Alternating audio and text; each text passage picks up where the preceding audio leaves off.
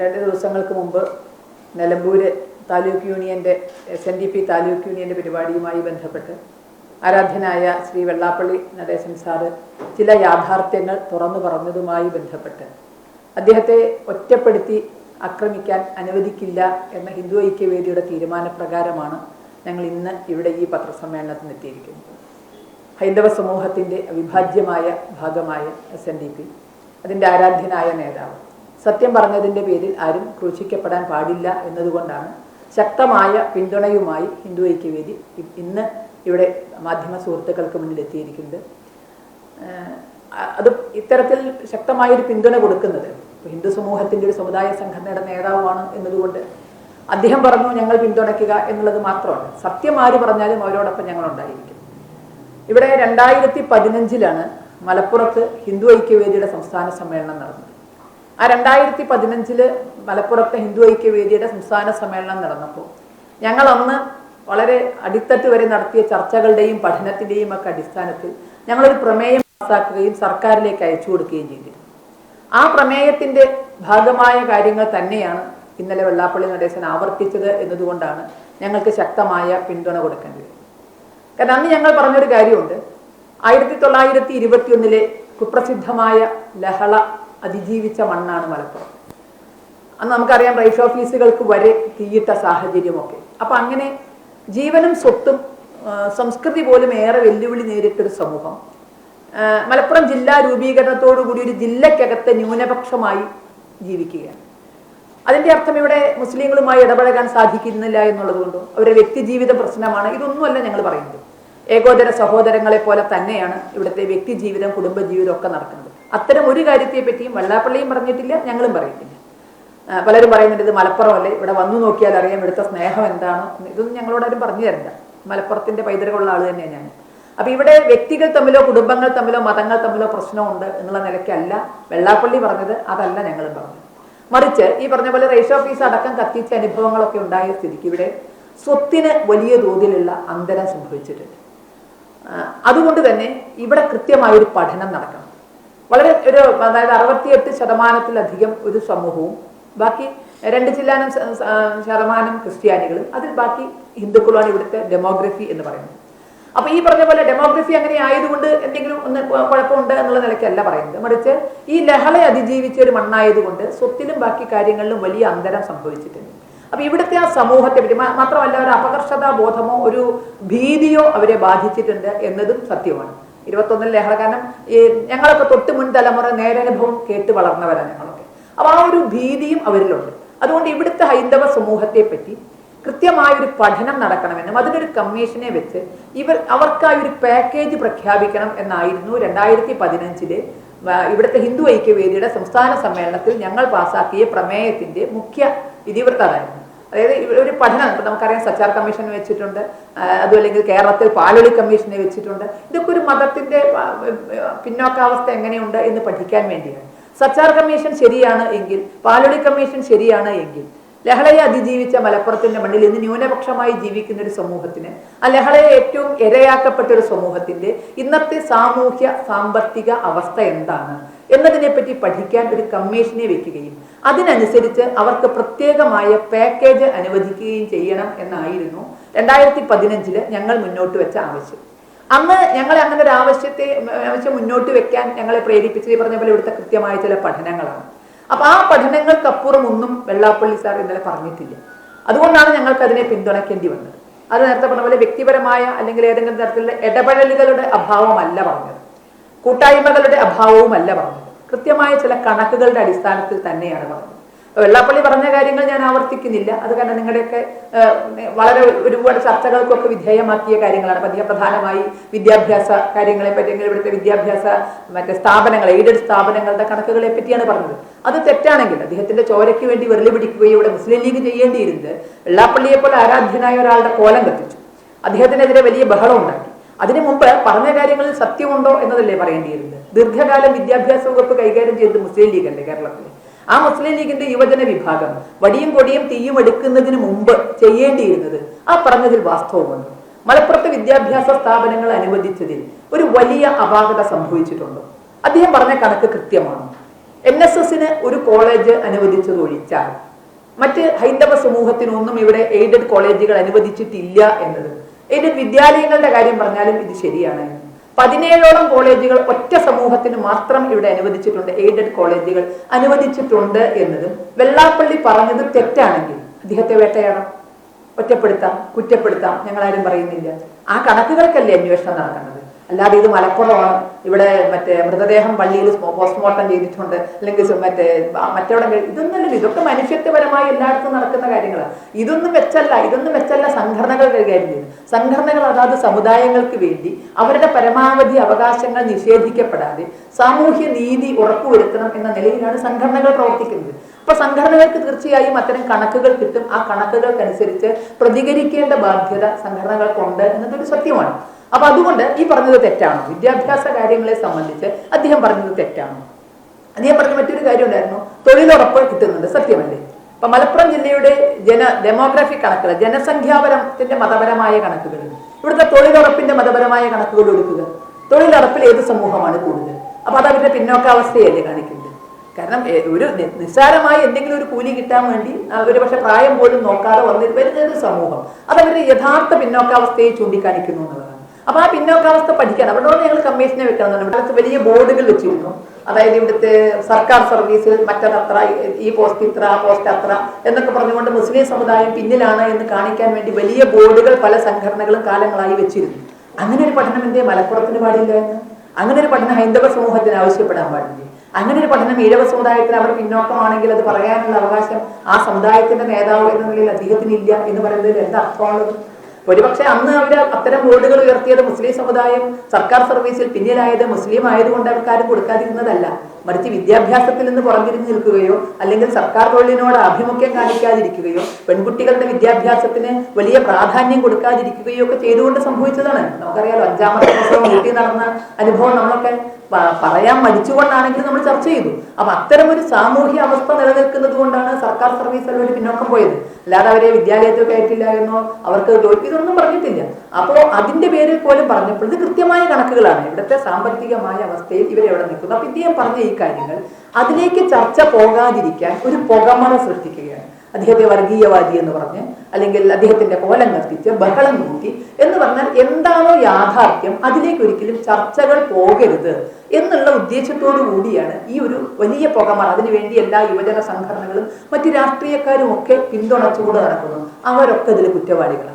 ദീർഘകാലം കേരളം ഭരിച്ചവരൊക്കെ ഇതിൽ കുറ്റവാളികളാണ്. അപ്പൊ അദ്ദേഹം പറഞ്ഞതിൽ കൂടുതൽ മലപ്പുറം ജില്ലയിൽ അത്തരത്തിലുള്ള വിവേചനങ്ങൾ അല്ലെങ്കിൽ അത്തരത്തിൽ മാറ്റി നിർത്തലുകൾ ഉണ്ട് എന്നതൊരു സത്യമാണ്. ഇപ്പോൾ ചെറിയൊരു ഉദാഹരണം, അദ്ദേഹം എയ്ഡഡ് കോളേജുകളുടെ കാര്യം പറഞ്ഞു. കാലടി സർവകലാശാലയുടെ സബ് സെന്റർ മലപ്പുറത്ത് പ്രവർത്തിക്കുന്നുണ്ട്, സംസ്കൃത സർവകലാശാലയുടെ സബ് സെന്റർ.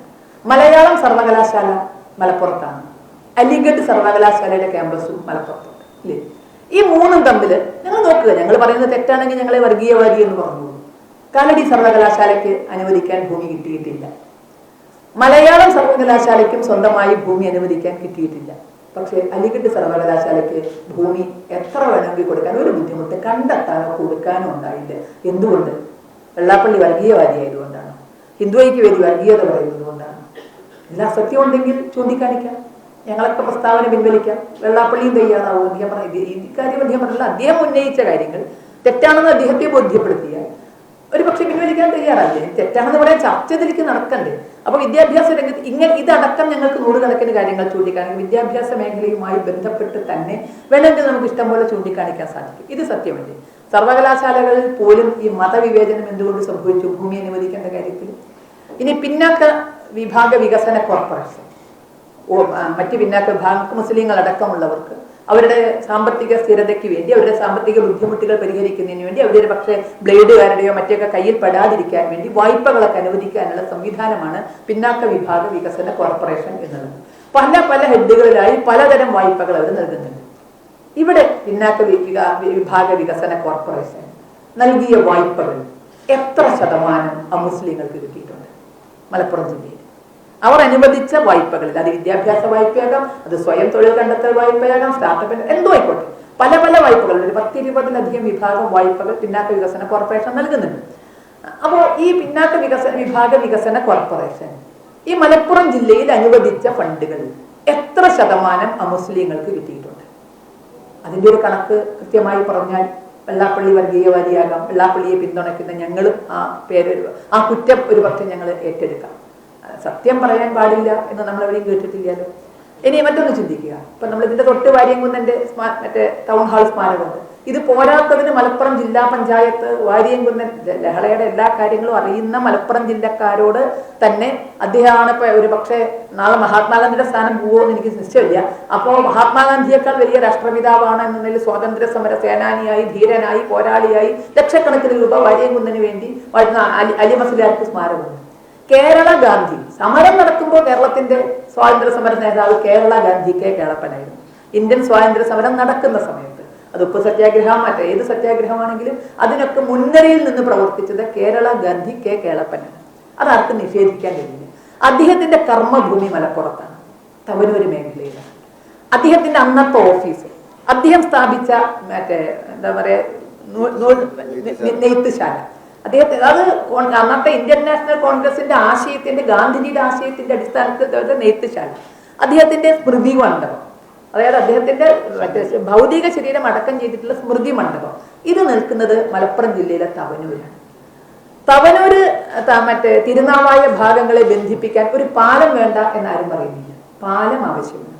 കൃത്യമായി തിരുനാവായ തവനൂര് വളരെ നേരിട്ട് പാലം ഉണ്ടാക്കാമെന്നിരിക്കെ ഭാരതത്തിന്റെ മെട്രോമാൻ ശ്രീധർജി കൃത്യമായ പ്രൊജക്ടുകൾ സമർപ്പിച്ചിട്ടും കോടതി ശ്രീധർജിയുടെ പ്രൊജക്ടുകൾ നോക്കണം അല്ലെങ്കിൽ അദ്ദേഹത്തിന്റെ വാക്കുകൾ കേൾക്കണം എന്ന് പറഞ്ഞിട്ടും അവസാനം എവിടെയാണ് എത്തിത്തീർന്നത്? ശ്രീധർജി പറഞ്ഞതൊക്കെ ശരിയാ, പക്ഷെ ഞങ്ങളിപ്പോ അങ്ങനെയല്ല പാലം പണിയുന്നത്, ഞങ്ങൾ കേളപ്പജിയുടെ തലയിൽ കൂടിയേ പാലം പണിയൂ എന്നാണ് ഇന്ന് മലപ്പുറത്ത് തീരുമാനിച്ചിരിക്കുന്നത്. അതിനുവേണ്ടി മഴവിൽ പാലം നമ്മൾ എവിടെയും കേൾക്കാതെ വളഞ്ഞു പോവുകയാണ്. ഒറ്റ ഉദ്ദേശമുള്ളൂ, കേളപ്പജി മലപ്പുറത്തിന്റെ മണ്ണിലുണ്ടാവുന്നത്, കേളപ്പജിയുടെ ഭൗതിക അവശിഷ്ടം മലപ്പുറത്തിന്റെ മണ്ണിലുണ്ടാവരുത്, കേളപ്പജിയുടെ സ്മരണ മലപ്പുറത്തിന്റെ മണ്ണിലുണ്ടാവരുത്. മലപ്പുറത്തിന്റെ സ്വാതന്ത്ര്യം വായിക്കാൻ ആരിൽ നിന്നാണ് സ്വാതന്ത്ര്യം അവർക്ക് മേടിക്കേണ്ടിയിരുന്നത് മലപ്പുറത്തുനിന്ന് എനിക്കറിയില്ല. അങ്ങനെയാണെങ്കിൽ സ്വാതന്ത്ര്യ സമര സേനയാണ് വാര്യംകുന്നൻ. അപ്പൊ ആ വാര്യംകുന്നനെ പ്രൊജക്ട് ചെയ്യാൻ ലക്ഷങ്ങൾ ഉപയോഗിച്ച് ജില്ലാ പഞ്ചായത്തിന് സ്മാരകം കെട്ടിയാൽ മാത്രം പോരാ, കേരള ഗാന്ധി കേളപ്പന്റെ സ്മരണ മലപ്പുറത്ത് നിലനിൽക്കരുത് എന്ന ആഗ്രഹം കൊണ്ടല്ലെങ്കിൽ എന്തിനായിരുന്നു ഇങ്ങനെ കെട്ടി വളച്ചൊരു പാലം? പൈസ അധികം ചെലവഴിച്ച് ഭൂമി അധികം എടുത്ത് എന്തിനു വേണ്ടിയായിരുന്നു? വളരെ കൃത്യമായി തവനൂര് കടവ് അവിടെ കിടക്കുന്നുണ്ട്. ആ കടവിലേക്ക് ക്രോസ് ചെയ്ത് ഈ പാലം കൊണ്ടുപോകാം, ഒരു തരത്തിലുള്ള സാങ്കേതിക ബുദ്ധിമുട്ടും അതിനില്ല എന്ന് പറഞ്ഞത് മെട്രോമാനാണ്. അദ്ദേഹം 2 തരത്തിലുള്ള പ്രൊജക്ടുകൾ സമർപ്പിച്ചു. കോടതി അദ്ദേഹത്തെ കേൾക്കണമെന്ന് പറഞ്ഞു, അദ്ദേഹത്തെയും കേട്ടു. വളരെ വിചിത്രമായ ഒരു ഉത്തരവാണ് അവസാനം കേരള സർക്കാർ ഇറക്കിയിരിക്കുന്നത്. ആ പറഞ്ഞതൊക്കെ ശരിയാണ്, പക്ഷെ പാലം ഞങ്ങൾ ഇങ്ങനെയാണ് കെട്ടണത്. പറഞ്ഞതെല്ലാം ശരിയാണ്, പറഞ്ഞതൊന്നും തെറ്റല്ല. ശ്രീധർജി പറഞ്ഞ റിപ്പോർട്ട് ഒന്നും കൊടുത്ത പ്ലാൻ തെറ്റല്ല, ഒന്നും തെറ്റല്ല. പക്ഷെ ശ്രീധർജിയെ ഞങ്ങൾ കേട്ടു. എന്തിനാ കേട്ട്? അവഗണിക്കാൻ വേണ്ടി ഞങ്ങൾ കേട്ടു. കോടതി കേൾക്കാൻ പറഞ്ഞു, ഞങ്ങൾ കേട്ടു. ശ്രീധർജിയെ കേട്ടു, പറഞ്ഞതൊക്കെ ശരിയാണ്. പക്ഷെ പാലം എന്താ പോകുന്നു? വീണ്ടും പഴയ പോലെ വളഞ്ഞ് ത്രിമൂർത്തി സംഗമ ഭൂമിയായ മഹാമകമനെ ഇന്ന് നമുക്കറിയാം, ജനകോടികൾ മുങ്ങി മോക്ഷം നേടിയ ത്രിവേണി സംഗമം പോലെ ത്രിമൂർത്തി സംഗമമായി മലപ്പുറത്തിന്റെ മണ്ണിന് എല്ലാ അർത്ഥത്തിലും ഉയരാൻ സാധിക്കുന്നതാണ്. ആത്മീയ മാത്രമല്ല, ആത്മീയമായൊരു വളർച്ച സംഭവിച്ചാൽ അതോടുകൂടി ഭൗതികമായ വളർച്ചയുണ്ടാകും.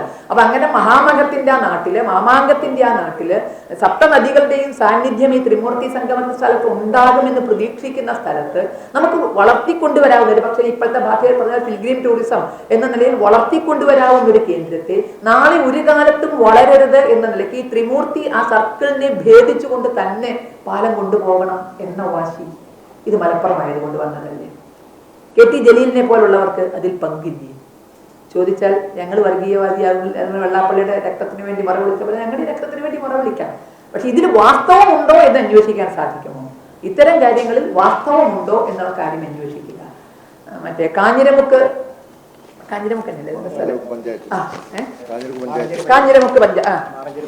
മാറഞ്ചേരി പഞ്ചായത്തിലെ കാഞ്ഞിരമുക്ക് തളി ക്ഷേത്ര ഭൂമി, കൃത്യമായി ഗുരുവായൂർ ദേവസ്വത്തിന്റെ ഉടമസ്ഥതയിലുള്ള തളി ക്ഷേത്ര ഭൂമി, അവിടെ ഉണ്ടായിരുന്ന പൗരാണികമായ ക്ഷേത്രം അത് തകർത്ത് അവിടെ മൗനത്തുൽ ഇസ്ലാമിന്റെ ആരാധനാലയവുമായി ബന്ധപ്പെട്ട കെട്ടിടങ്ങൾ കെട്ടുന്നത് മതേതരത്വം സംരക്ഷിക്കാൻ വേണ്ടിയാണ്. അങ്ങനെ എത്ര ക്ഷേത്രങ്ങളുടെ ഭൂമി, ഞങ്ങളിപ്പോ എത്രയോ ക്ഷേത്രങ്ങളുടെ ഭൂമിയുടെ കേസുമായി ഞങ്ങൾ നടത്തുന്നു. ഈ പറഞ്ഞ പോലെ റേസ് ഓഫീസ് അടക്കം കത്തിച്ചു പോയ സാഹചര്യം, ഇതൊക്കെ ഉണ്ടായിട്ട് രേഖകൾ ഉണ്ടായിട്ടുണ്ട്. 100 കണക്കിന് ഏക്കർ ക്ഷേത്ര ഭൂമി മലപ്പുറത്തിന്റെ മണ്ണിൽ അന്യാധീനപ്പെട്ടിട്ടില്ല. ഭൂമിയുടെ ഉടമസ്ഥതയിൽ വളരെ പിന്നിൽ നിൽക്കുന്ന ഒരു സമൂഹമാണ് മലപ്പുറം ജില്ലയിൽ ഹൈന്ദവ സമൂഹം. അവർക്കുള്ള ക്ഷേത്രഭൂമി പോലും അന്യാധീനപ്പെടുത്താൻ ഇപ്പൊ സംസ്ഥാന സർക്കാർ തന്നെ തീരുമാനിച്ച ഡിജിറ്റൽ സർവേ.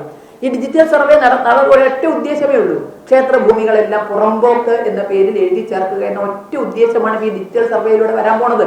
അപ്പൊ ആ ക്ഷേത്രഭൂമികളെല്ലാം ഇപ്പൊ നമുക്ക് കേസ് പോലൊക്കെ ലക്ഷങ്ങൾ ചെലവഴിച്ചാണ് ഓരോ ക്ഷേത്രത്തിന്റെയും ഭൂമി ഹിന്ദുക്കൾ വിട്ടെടുക്കുന്നത്, ന്യായമായി കിട്ടേണ്ടത്. ഹിന്ദുക്കൾ വീണ്ടെടുക്കുന്ന ഒരു സാഹചര്യം പോലും നഷ്ടപ്പെടുന്ന വിധത്തിൽ ഡിജിറ്റൽ സർവേ ഏർപ്പെടുന്നത്. അത് പിന്നെ സംസ്ഥാന വ്യാപകമാണ്. ഈ മലപ്പുറത്താണ് അങ്ങനെ ക്ഷേത്രഭൂമികൾ കൈവശമുള്ളവർക്ക് പട്ടയം കൊടുക്കാൻ തീരുമാനിച്ചുകൊണ്ടുള്ള തീരുമാനമെടുത്തത്. അവർ അപേക്ഷിക്കാൻ പറഞ്ഞു. അന്ന് ഞങ്ങൾക്ക് അതിനെ പ്രതിഷേധിക്കേണ്ടി വന്നു. ക്ഷേത്രഭൂമികൾ ആരെങ്കിലും കൈവശം വെച്ചിട്ടുണ്ടെങ്കിൽ അവർക്ക് പട്ടയം നൽകാം എന്ന് പറഞ്ഞുകൊണ്ട് തീരുമാനമെടുക്കുകയും ഞങ്ങൾക്ക് ആ തീരുമാനത്തെ എതിർക്കുകയും ചെയ്യേണ്ടി വന്നു. അപ്പൊ ഈ അന്യാധീനപ്പെട്ട ക്ഷേത്രഭൂമികൾ ആ സമൂഹത്തിന് തിരിച്ചു കൊടുക്കരുത് എന്ന വാശി അത് മലപ്പുറത്തായതുകൊണ്ടാണ്. അദ്ദേഹം പറഞ്ഞത് അല്ലാതെ മലപ്പുറത്തെ വ്യക്തികൾ തമ്മിലുള്ള ബന്ധത്തെ പറ്റിയല്ല ഞങ്ങൾ പറയുന്നത്. അപ്പൊ ഇങ്ങനെ മലപ്പുറം ജില്ലയിൽ വളരെ പ്രത്യക്ഷമായി ഒരുപക്ഷെ ഹൈന്ദവ ന്യൂനപക്ഷം പ്രതികരിക്കാൻ മടിച്ചു നിൽക്കും എന്നുള്ളത് കൊണ്ട്, പ്രതികരിക്കാൻ ഭയന്ന് നിൽക്കും എന്നുള്ളത് കൊണ്ട്, അവരുടെ സ്വാഭാവികമായ നീതി അട്ടിമറിക്കപ്പെടുന്നുണ്ടെങ്കിൽ അവരോടൊപ്പം നിൽക്കുക എന്നുള്ളത് സംഘടനകളുടെ, സമുദായ സംഘടനകളുടെ ആകാം, അത് ഹൈന്ദവ സംഘടനകളുടെ ആകാം ഉത്തരവാദിത്വമാണ്. ആ ഉത്തരവാദിത്വത്തിനപ്പുറം മറ്റൊന്നും വെള്ളാപ്പള്ളിയുടെ ഭാഗത്തുനിന്നും ഉണ്ടായിട്ടില്ല എന്നതുകൊണ്ടാണ് ഹിന്ദു ഐക്യവേദി ശക്തമായ പിന്തുണ നൽകിക്കൊണ്ട് ഇദ്ദേഹത്തോടൊപ്പം നിൽക്കുന്നത്. ഇത്രയാണ് ഞങ്ങൾക്ക് ഇതിൽ പ്രാഥമികമായ കാര്യങ്ങൾ. ഒരുപാട് വിവേചനങ്ങളുണ്ട്, എല്ലാം ഞങ്ങൾ പറയുന്നില്ല.